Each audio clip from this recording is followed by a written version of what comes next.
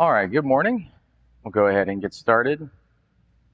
We have 2 classes left this quarter.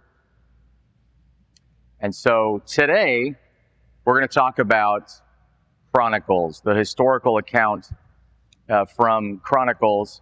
And then next week will be our last class, and we will spend that class talking about what the book of Nahum says about the downfall of Assyria and why that information, why that's profitable for us today.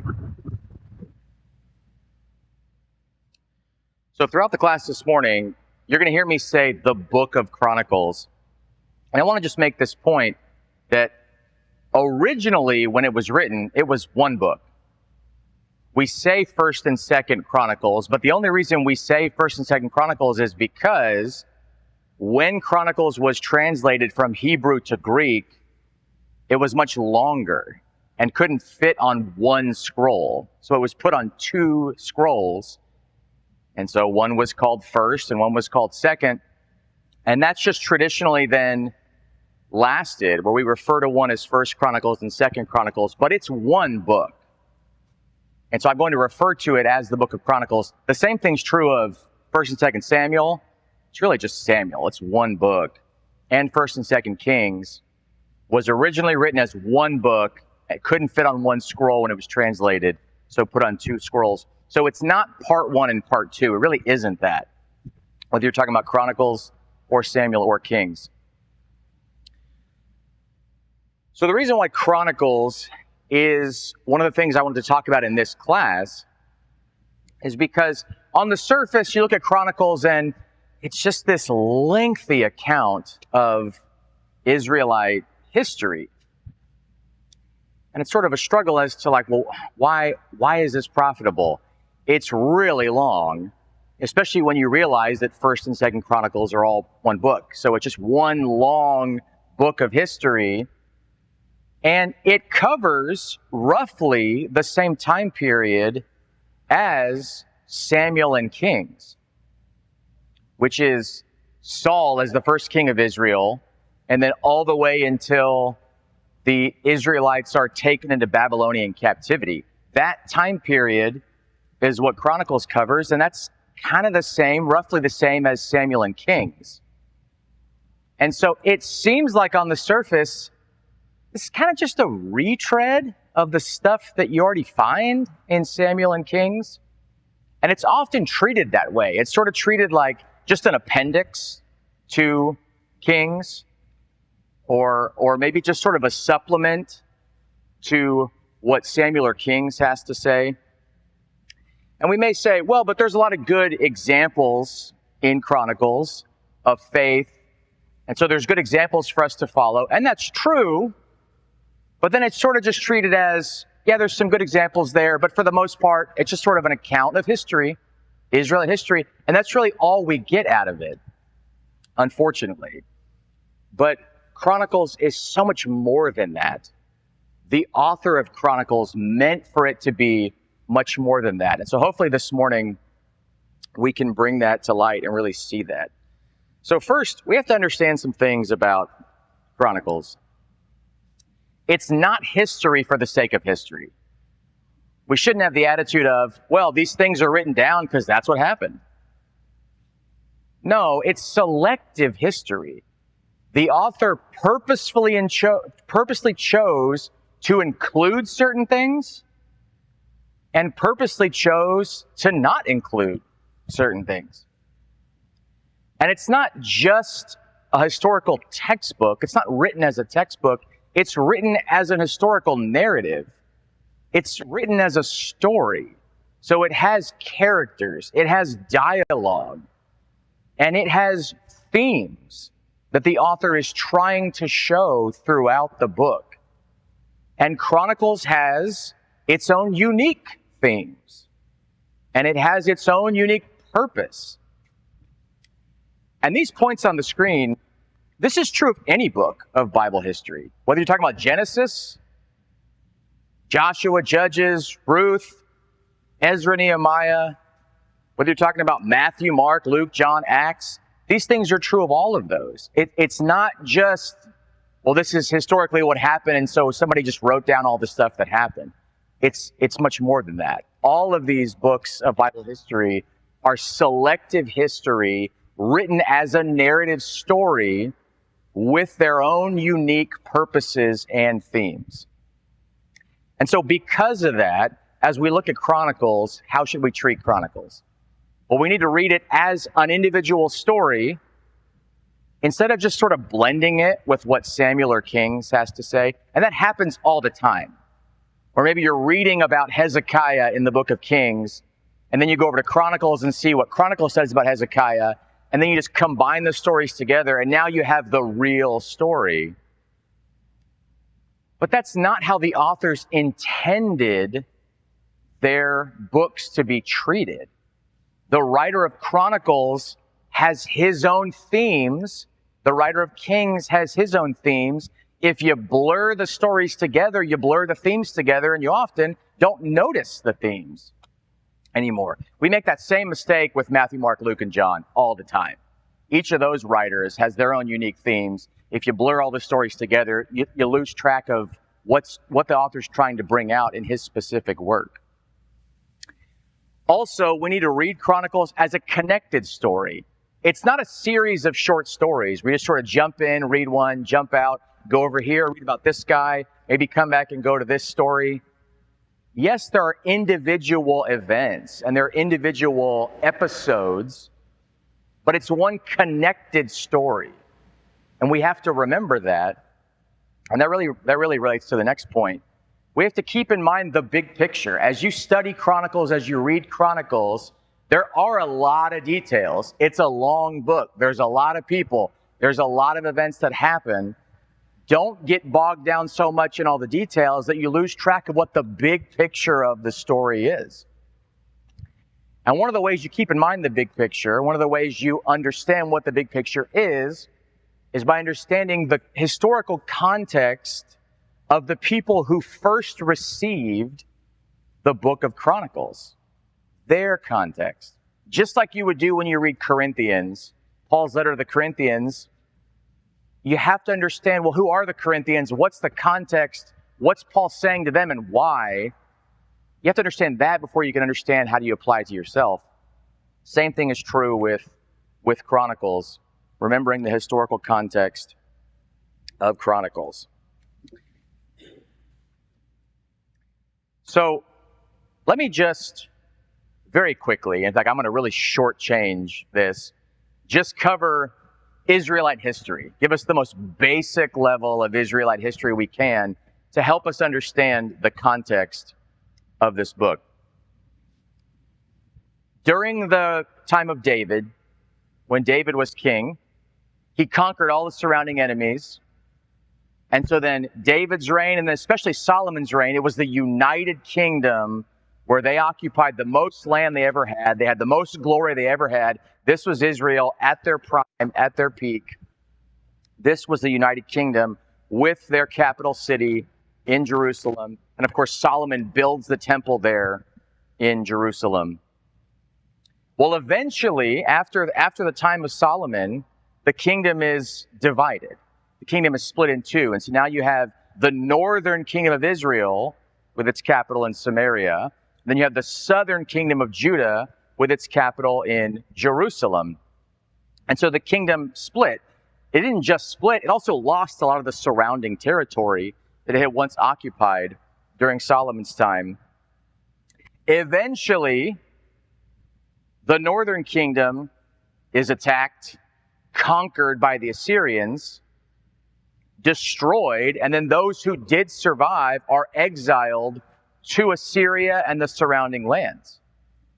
And so the northern kingdom's gone.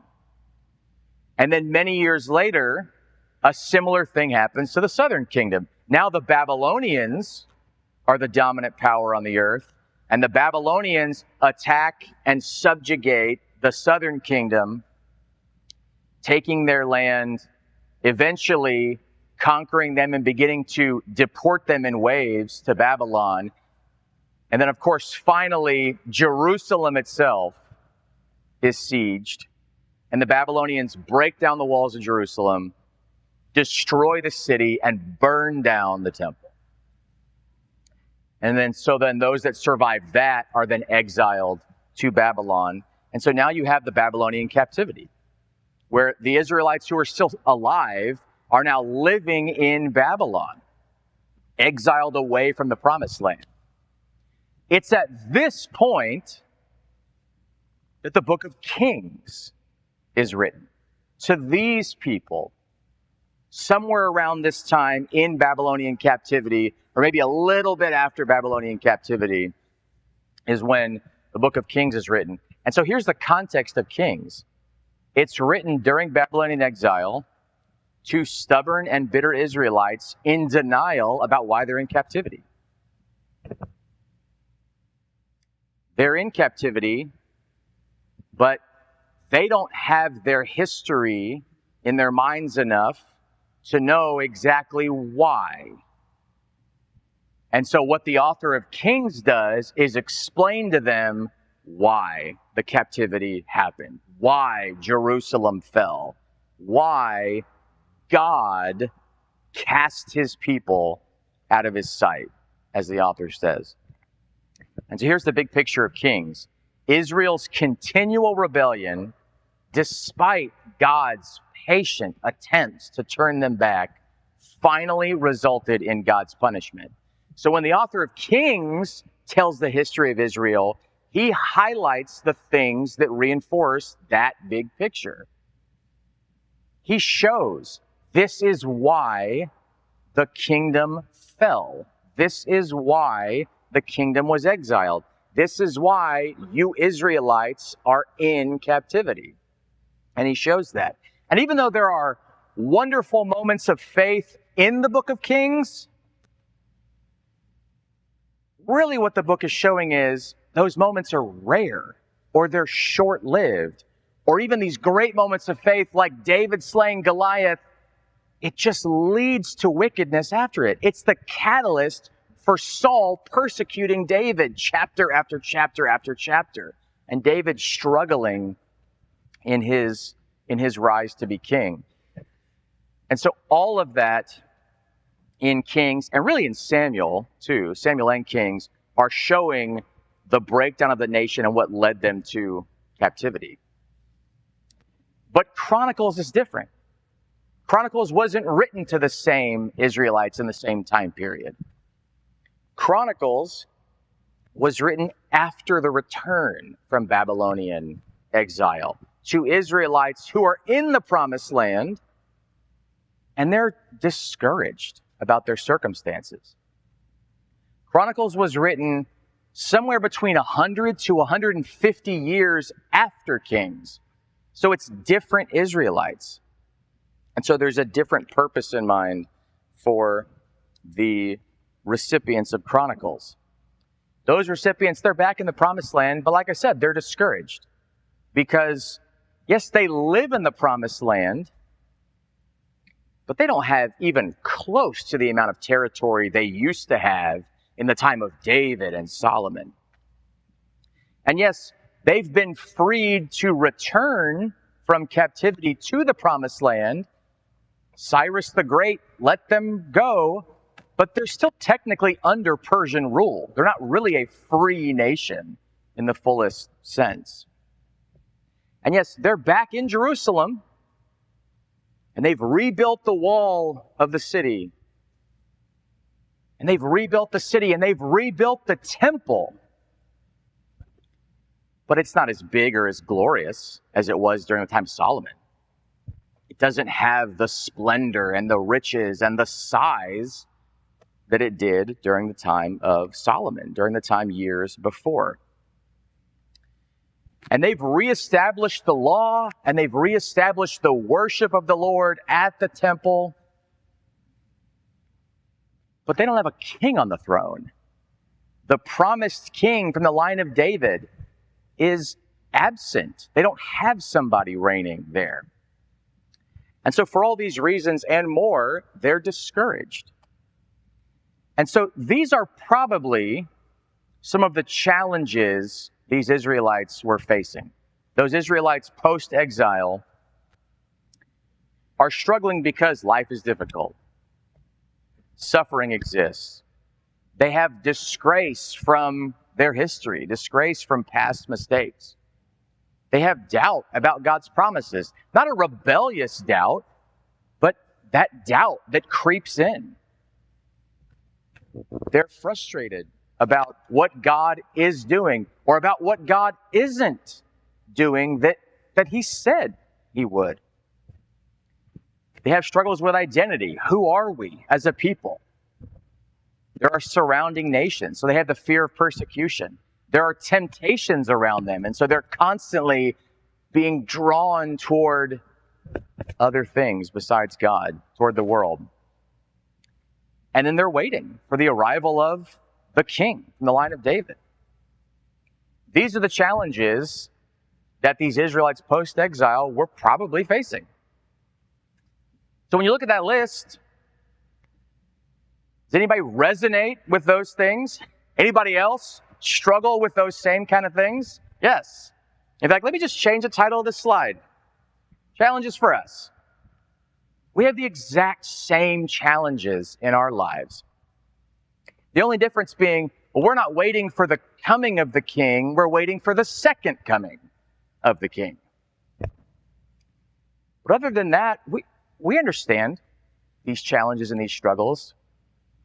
And so Chronicles is written to people that have this going on. And so what's the big picture of Chronicles?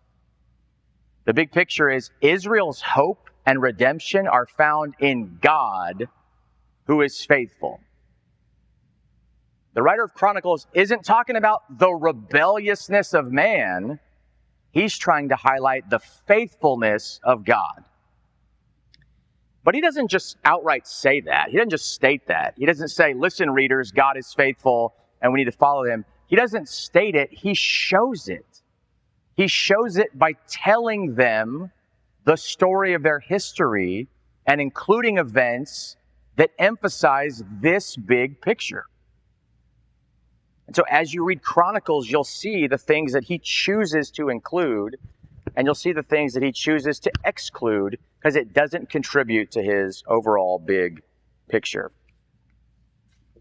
Here are some of the themes found in Chronicles. God's promises, God's covenants, God's faithfulness, God's nation, God's temple, God's law, God's worship, God's blessings, God's anointed king. God is what the writer of Chronicles is highlighting because that's where hope is found. And he's going to tie his audience to all these things by showing them their history and describing to them the things that happened in the past. Turn, if you would, to 2 Chronicles chapter 20. 2 Chronicles 20.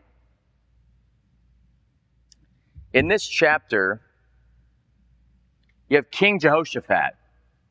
And in general, he was a righteous king. King Jehoshaphat, there's a story in Chronicles that isn't found elsewhere, but there's a story in Chronicles that highlights when King Jehoshaphat prayed to the Lord because he was afraid, because he was being invaded or attacked by enemies. And I want you to understand what the writer of Chronicles is doing.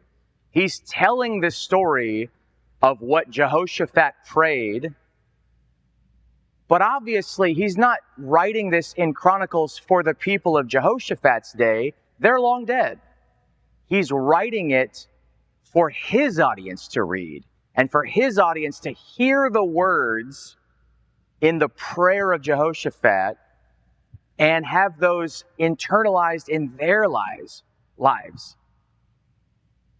So let's read 2 Chronicles 20, starting in verse 1. After this, the Moabites and Ammonites, and with them some of the Meunites, came against Jehoshaphat for battle. Some men came and told Jehoshaphat, a great multitude is coming against you from Edom, from beyond the sea.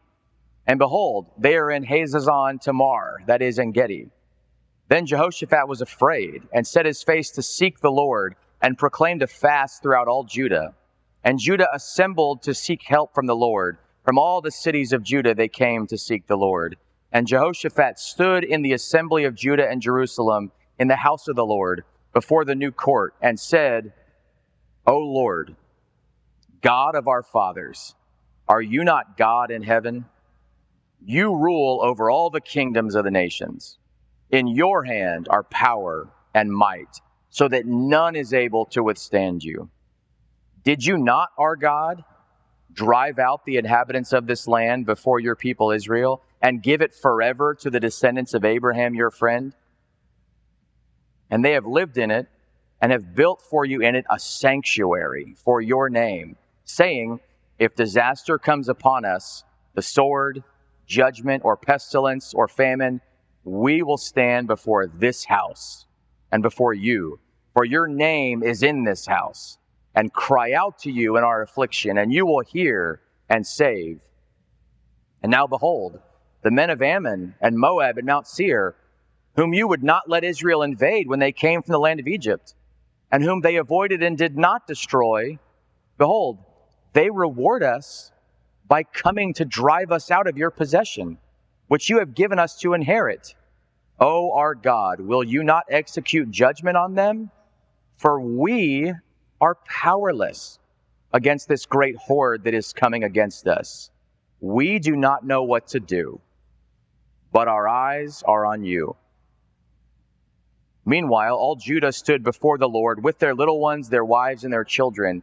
And the Spirit of the Lord came upon Jahaziel, the son of Zechariah, son of Benaiah, son of Jael, son of Mattaniah, a Levite of the sons of Asaph, in the midst of the assembly. And he said, listen, all Judah and all inhabitants of Jerusalem and King Jehoshaphat, thus says the Lord to you, do not be afraid, and do not be dismayed at this great horde, for the battle is not yours, but God's. That is a fantastic story. And you understand now the power of that story, and that the recipients of Chronicles who are back in the promised land, who have those struggles I just put on the screen, for them to hear that story from their past, how emboldening it would be, how encouraging it would be, that's what the writer is trying to do. That's what the writer is trying to show. And these kinds of things are found throughout the book of Chronicles. So that's the context of the book. We're going to look at a few more specifics, but I'll pause. Any thoughts or any questions about that?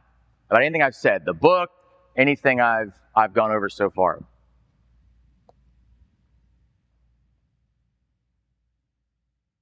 All right. Let's look at some of the interesting things the Chronicle writer chose to leave out. And sometimes it's confusing because we think, well, is this guy just denying that some of these things happened? He's not denying that they happened by leaving them out of the story. He knows the Israelites have the book of Samuel and Kings. So if they want to see those events, they can go read them. But that's not his purpose. That's not the reason why he's writing it. He's going to exclude things that don't contribute to that big picture. So he doesn't talk about Saul. In fact, it's almost comical. You know, obviously Saul's reign was so wicked, and Saul's reign was taken away from him, and Saul persecuted David so much that, well, that's not something that contributes to the Chronicles theme, big picture. But it's almost funny that he really just sort of starts by saying, hey, Saul was in battle and he died. Now moving on to King David. And so it's just almost funny how much he purposely doesn't talk about Saul. He also excludes David's sin with Bathsheba. And in particular, not just the sin with Bathsheba, the ramifications of that. That if you were to go and read Samuel, there's so many things that result from that sin. And so all of the bloodshed and immorality and infighting in David's own family that result from that sin, absent from the book of Chronicles. Not the type of message he's trying to convey to his audience. Also, there's a lot said about Solomon in Chronicles, especially when Solomon built the temple. There's tons of content about the building of the temple and the altar and Solomon's prayer to God. It's an amazing prayer when the temple and the altar are built. Very encouraging, and the nation is united together. That's talked about. But Solomon turning from the Lord when he's older, well, no, that's not talked about.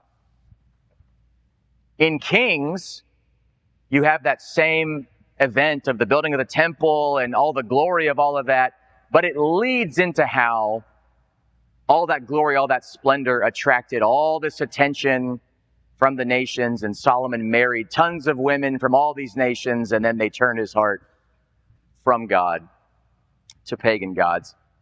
That part's left out. What the writer of Chronicles focuses on is the temple and the glory of the temple and the dedication of that in service to the Lord.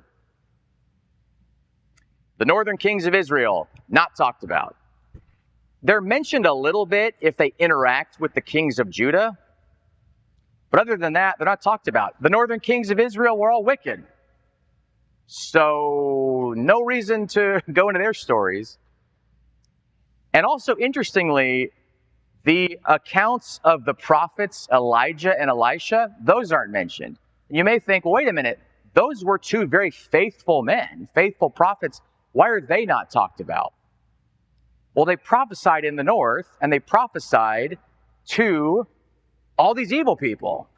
And so that's kind of the point, is that they're always interacting with evil kings, evil people, false prophets. And so even though they were righteous and faithful, their stories often just involve so much failure in the rest of the nation that it really doesn't contribute to the big picture of Chronicles. So they're left out. And then finally, the destruction and exile of the northern kingdom to Assyria, being conquered and destroyed and killed and sent to Assyria, and the heartache that God felt when that happened, and the lengths God went to turn them from their immorality, but it didn't work, and they just rejected him, and then were sent into captivity, not talked about. That northern kingdom being destroyed isn't mentioned. All right, so then, what is mentioned? Genealogies. So, those of you that have been in this class since the beginning, we spent some time on genealogies. And I made the point that all genealogies are there because they have a spiritual purpose. They're part of the story. And so the same thing is true with Chronicles. If you ever sat down and tried to read Chronicles, you are very aware that there is genealogy after genealogy after genealogy. And if you're like me in the past, you may have just sort of skipped through those thinking, let me get to the more entertaining stuff, which is not how we're supposed to do that. But there's genealogies here because the writer of Chronicles is trying to unite those Israelites together by connecting them to God, and specifically those people that God made promises to. And so there's a genealogy going all the way back to Adam, who was creating God's image. And Adam, like we've talked about, where after the sin with Adam and Eve, God said he would crush the head of the serpent through the offspring of woman. And so it makes sense that the writer of Chronicles is tying them back to Adam and showing that from Adam, all the way through his genealogy, connecting to Abraham. And so there's a genealogy of Abraham, who of course God made promises to. And so the writer is connecting those Israelites to the promises of Abraham and Isaac and Jacob. And if you remember one of the previous classes we talked about the genealogy of Esau and how in Genesis, the genealogy of Esau is much more impressive than the genealogy of Jacob, because Esau prospered first. And so his genealogy is just amazing. And it's just full of all the kings and all the descendants of Esau. And then Jacob's genealogy is just, here are the 12 sons of Jacob. and it's just not as impressive. It doesn't have the splendor, and there are no kings yet. In Chronicles, it's the opposite. In Chronicles, it describes the genealogy of Esau, and then it describes the genealogy of Jacob. All the sons of Jacob, all the descendants of his sons, all the way down to David and the Davidic kings. And so now the genealogies are showing God's blessing on Jacob and his descendants far surpassed not just Esau, anyone else. And so all of that is meant to show the Israelite audience that they still have hope in God. There's also a genealogy of the Levites, connecting the people to the Levites that God chose for the service of the temple and for the priesthood and the worship of God. And so all of that, the nation is being tied to their past to strengthen them in the present. You also have chapters of the organization of the priests, the worship, the building of the temple, the details of it, the officials who were chosen for the service of the temple. And all of that is shown because it's David, their greatest king, who established that, and he got it from the Lord. And so by showing them this is where your worship originated and it's from God, it would then empower them that they're still worshiping God now. And that place where David established the worship to God, they're still in that place. And so they should be emboldened and encouraged by that history and by those details.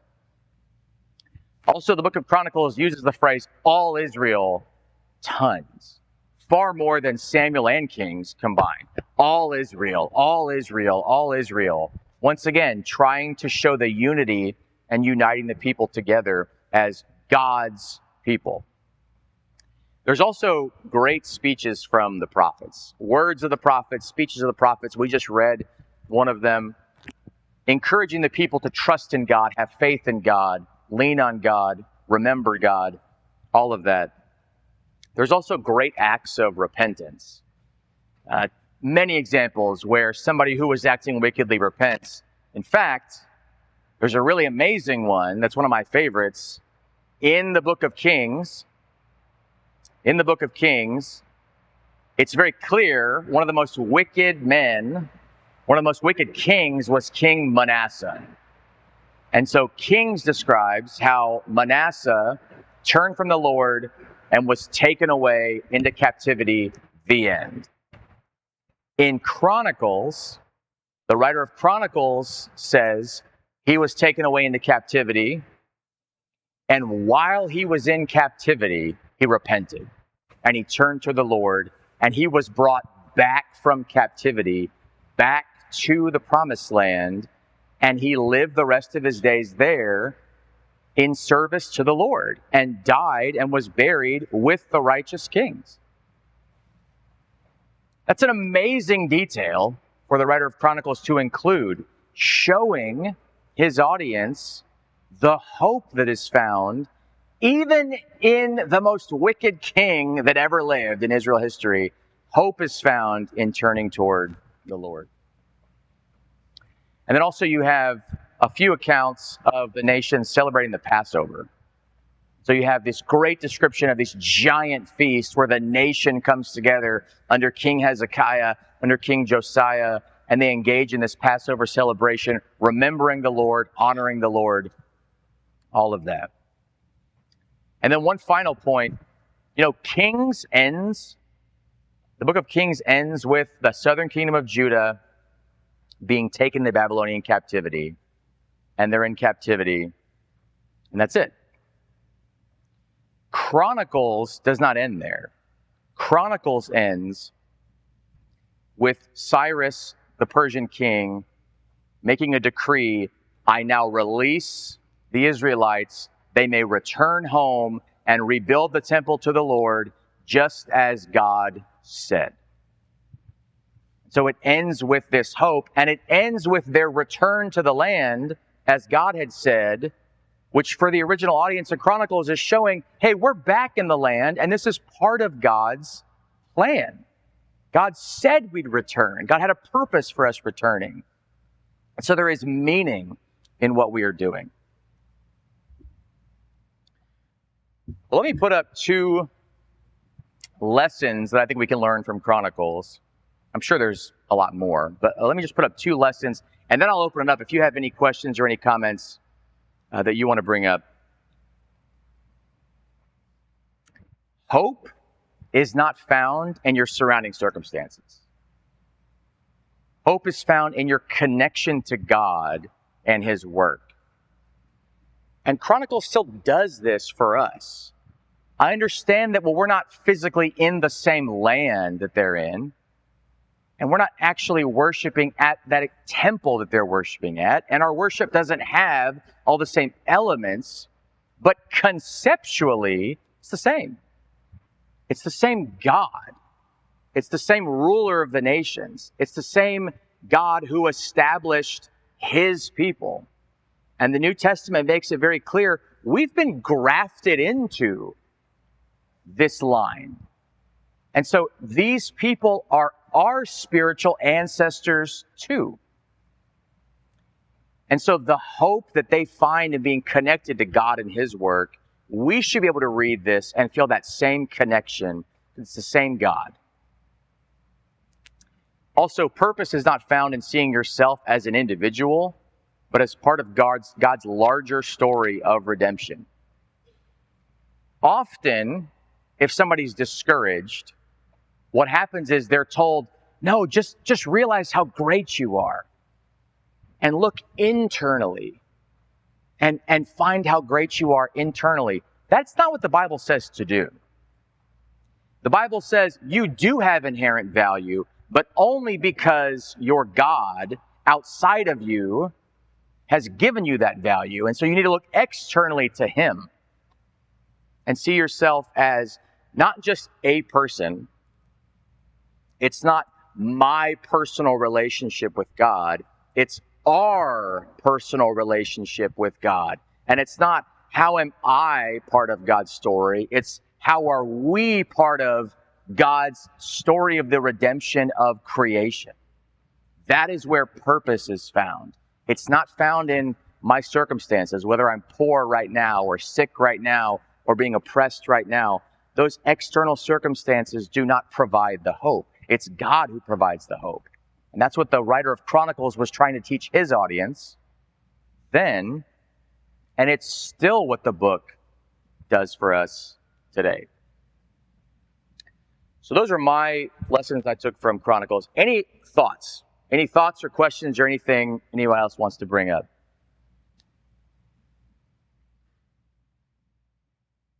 Let's end by looking at one passage. Go to 1 Chronicles 29.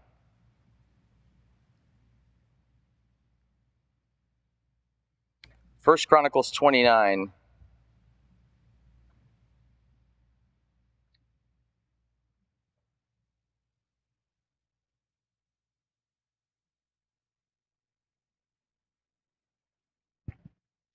I want to read this prayer in Chronicles that David prays toward the end of his life. He has assembled all the materials so that Solomon can build the temple. And those materials came from the Israelites who donated them or who found them and got them and brought them. And so all of these contributions from the Israelites are here, and David has them all, and he's going to die soon, and he leads this prayer so that Solomon can begin the work on the temple. And I just want us to read just the amazing mindset that David has toward the things they're giving to God, their contributions to God, and the amazing worldview he has about himself and his people and how they relate to God. And I think it's just such a powerful message that we'll end on. So 1 Chronicles 29, starting in verse 10. Therefore David blessed the Lord in the presence of all the assembly, and David said, Blessed are you, O Lord, the God of Israel our Father, forever and ever. Yours, O Lord, is the greatness and the power and the glory and the victory and the majesty. For all that is in the heavens and in the earth is yours. Yours is the kingdom, O Lord, and you are exalted as head above all. Both riches and honor come from you, and you rule over all. In your hand are power and might, and in your hand it is to make great and to give strength to all. And now we thank you, our God, and praise your glorious name. But who am I, and what is my people, that we should be able thus to offer willingly?